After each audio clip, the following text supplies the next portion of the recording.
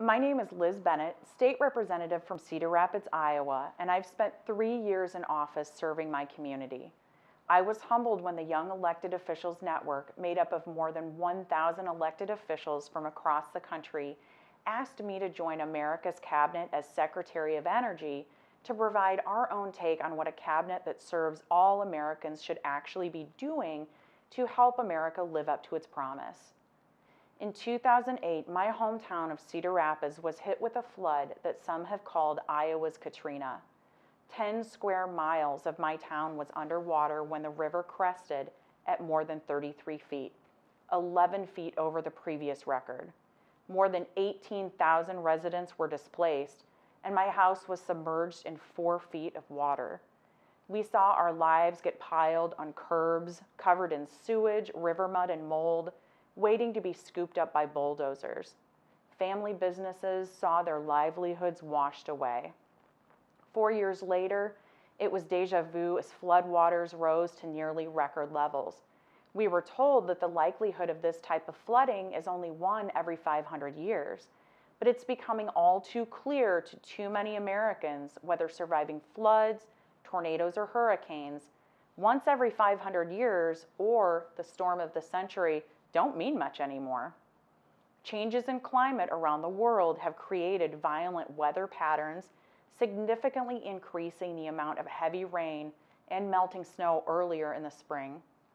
Reducing carbon emissions can help us slow climate change and decrease the incidence of extreme weather events.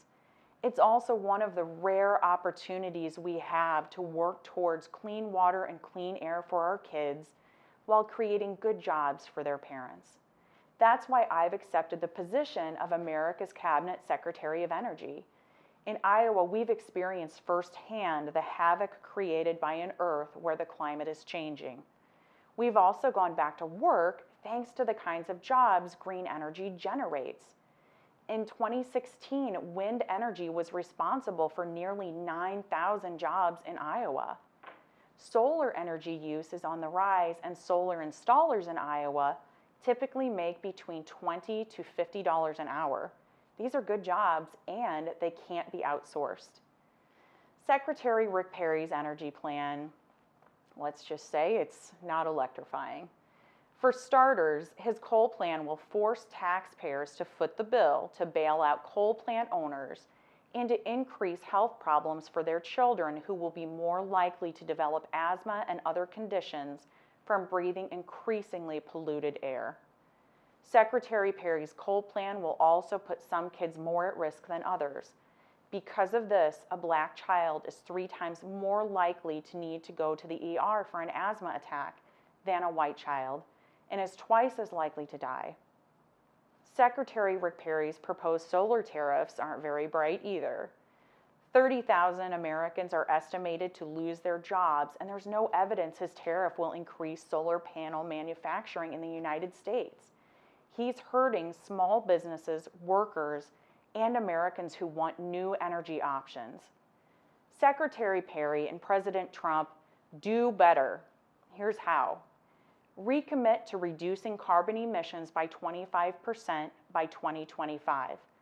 Don't shift away from investing in research and development. China and Saudi Arabia are investing big in renewables. Don't let America fall behind. Finally, prepare for a just transition. There is a huge potential for good-paying jobs in clean energy. Make a plan to retrain current energy workers. Recruit new workers from a broad cross-section of the American public to make sure all of our communities benefit. America's cabinet is pointing the way forward, and I hope you'll join us.